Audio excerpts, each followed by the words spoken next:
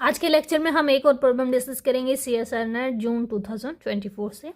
WKB approximation से ये problem थी। क्वेश्चन में आपको दिया हुआ था पोटेंशियल, इस तरीके से पोटेंशियल डिफाइन था। आपको एनर्जी दी हुई थी किसी भी अनंत स्टेट की, इस तरीके से आपसे पूछा गया था यहाँ पे इस एक्सप्रेशन में जो फंक्शन है अल्फा और बीटा का, ये फंक्शन क्या है। ठीक है, यानी कि उन्होंने सोल्व कर रखा था, सिर्फ फंक्शन की वैल्यू बतानी थी। तो WKB अप्रोक्सीमेशन का जो फॉर्मूला होता है, तो सबसे पहले उसके लिए आपको पोटेंशियल पता होना चाहिए, जो कि आपको गिवन था क्वेश्चन में। इस पोटेंशियल को अगर हम ड्रॉ करें, जैसे इन्होंने कहा है कि x लेस देन 0 के लिए माइनस अल्फा एक्स है, तो ये जो ड्रॉ अगर इसको करें तो इस तरीके से होगा minus alpha x for x less than 0 and beta x for x greater than 0 के लिए। तो यहाँ पे अगर पार्टिकल के पास एनर्जी ई है, उस पार्टिकल के लिए दो बाउंड्री यहाँ पे बन रही है, एक यहाँ पे और एक यहाँ पे। ये दोनों ही बाउंड्रीज जो हैं वो स्मूथ बाउंड्री हैं, रिजिड नहीं है। जैसे आपने जब WKB पढ़ा होगा तो वहाँ पे पढ़ा होगा कि जो फॉर्मूला होते हैं वो 3 तरीके से लिखा जाता है। जो PX का इंटीग्रेशन है वो n/h कट होता है अगर दोनों वॉल्स जो है रिजिड हो। रिजिड मतलब जहाँ पे पोटेंशियल इन्फिनिटी को अप्रोच कर रहा हो। अगर कोई भी वॉल रिजिड ना हो, स्मूथ वॉल हो, जैसे कि इस केस में है, तो फॉर्मूला होता है n-12πh का। ठीक है, यहाँ पे आप ये कंसिडर करके चल सकते हैं कि अगर n 1 से रन कर रहा है तो हम लेंगे n-12। अगर आप चाहते हैं कि n 0 से रन करे, देन उस केस में n+½ हो जाएगा, यहाँ पे हो जाएगा n+1। क्योंकि हमारे पास एक्सप्रेशन में n-½ गिवन है, n 1 से रन कर रहा है, इसलिए हमने यही फॉर्मूला उठाया है कि अगर कोई भी रिजिड वॉल नहीं है, दोनों वो स्मूथ है, तो हमारा जो फॉर्मूला होगा वो इस तरीके से होगा। लास्ट एक्सप्रेशन क्या होता है, अगर एक वॉल रिजिड है और एक स्मूथ है तो एक्सप्रेशन जो है इस तरीके से आता है। अब क्योंकि हमारे केस में दोनों स्मूथ है तो हम जो पिक करेंगे वो क्या करेंगे, सेकेंड वन को पिक करेंगे। ठीक है, अब बात आती है जो ये इंटीग्रेशन होता है उसकी लिमिट कैसे बताते हैं।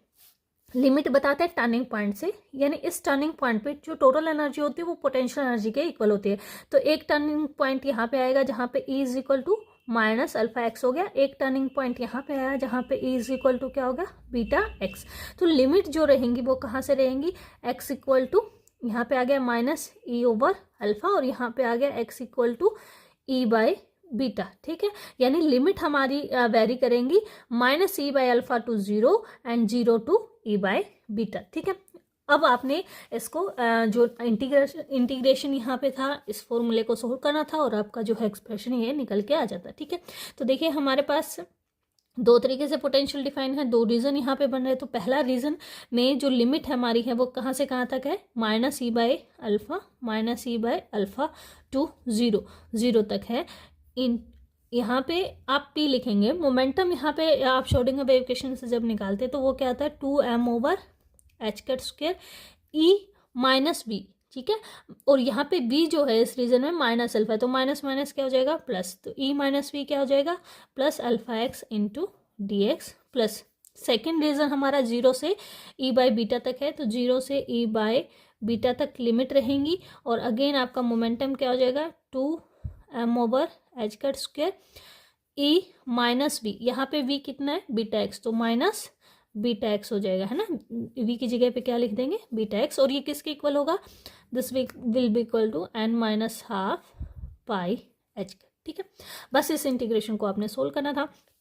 इस इंटीग्रेशन को सोल्व करें तो यहाँ पे जो 2m/h² है वो थ्रो आउट जो है कॉमन है, तो इसको थ्रो आउट हमने कॉमन निकाल लिया। ठीक है, इस इंटीग्रेशन को बचे हुए को सोल्व किया, तो बचे हुए को सोल्व करेंगे तो इसकी एक पावर इंक्रीज हो जाती है, यानी E plus alpha x raise to power क्या हो जाएगी 3/2। जो पावर आती है उसको नीचे लिखते हैं और इसका डिफ्रेंशिएशन जो कि है अल्फा। इस तरीके से इंटीग्रेशन सोल्व करते हैं।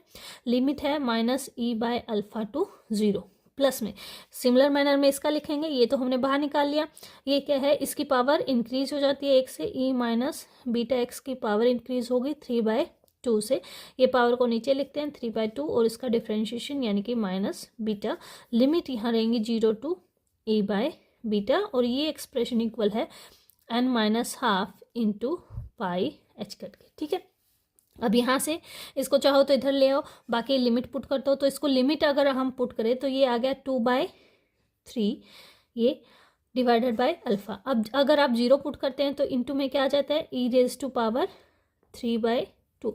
अगर आप minus E by alpha put करेंगे तो अल्फा से अल्फा कैंसिल हो जाएगा, ई माइनस ई 0, ठीक है, तो वो टर्म आपके पास नहीं आएगी। इसको हम इधर लिखेंगे, इसको इसलिए नहीं लिखा। अब यहाँ पे आ जाते हैं प्लस, अगर आप ई बाई बीटा पुट करेंगे यहाँ पे limit, E by beta put करते ही ई माइनस ई 0 हो जाता है, माइनस साइन के साथ ये minus minus minus again positive हो जाता है, तो 2/3 बीटा। और यहाँ पे देखिए ई एक्स को 0 पुट किया तो ई रेज टू पावर क्या आ जाएगा, ई रेज टू पावर आ जाएगा आपका 3/2 equal to under root h cut square over 2m हो जाएगा n माइनस हाफ और पाई एच कट हो जाएगा, ठीक है, ये लिख दिया। अब यहाँ पे हमारे पास ई रेज टू पावर 3/2 इंटू 2/3 भी कॉमन आ रहा है, तो 2/3 लिख लिया। यहाँ पे आ गया 1/अल्फा प्लस 1/बीटा, ठीक है। This will be equal to under root h cut square over 2m n minus half pi h cut, ठीक है। इसको मोर सिंप्लीफाई हम कर सकते हैं, ठीक है। इस टर्म को इधर ले आइए, क्या आ जाएगा, ई रेज टू पावर 3/2, ठीक है। इस टर्म को अगर आप सोल्व करें 1/अल्फा इधर ही सोल्व कर लेते हैं, तो ये टर्म क्या आ जाएगी आपकी, alpha plus beta divided by alpha beta equal to 3/2 h cut square by 2m n minus half pi h cut, ठीक है। अब देखिए आपको क्या निकालना था, आपको सिर्फ टर्म निकालनी थी ई रेज टू पावर 3/2, और बाकी टर्म तो सभी गिवन है। इस जो न्यूमेरिकल हम जो आंसर हमें गिवन है 3/2 h cut square by 2m raise to power 1/2 pi, ये सब गिवन है। आपको सिर्फ क्या लिखना था, यहाँ पे आपको बताना था फंक्शन ऑफ अल्फा, और जो ये फंक्शन ऑफ अल्फा है ये वाला है, इसको इधर ले आओ। तो आप यहाँ से लिख सकते हैं that E raise to power 3/2 is proportional to, किसके प्रोपोर्शनल हो जाएगा, alpha beta divided by alpha plus beta. तो जो हमारा आंसर आना था, ये आंसर आना था ऑप्शन सेकंड जो है हमारा यहाँ पे क्या हो जाएगा, करेक्ट ऑप्शन हो जाएगा। इस तरीके से आपको ये जो न्यूमेरिकल प्रॉब्लम थी सोल्व करनी थी।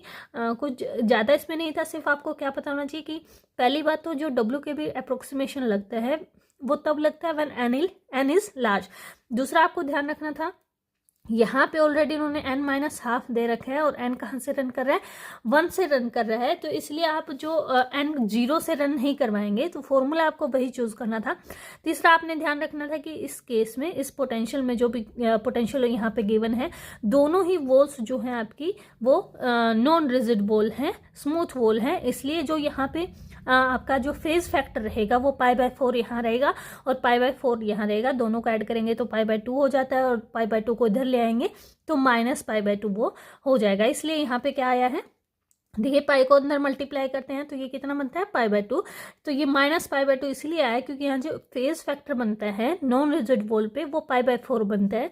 π/4 यहाँ बना, दोनों को ऐड किया तो कितना हो गया π/2, उसको उधर लेके गए तो माइनस π/2। इसलिए हम जो चूज करेंगे फॉर्मूला, तीनों में से ये वाला फॉर्मूला आपने चूज करना था। उसके बाद सिंपल इंटीग्रेशन था, आप कंपेयर करके देख सकते थे, और आपका लास्ट आंसर क्या आना था, alpha beta over alpha plus beta.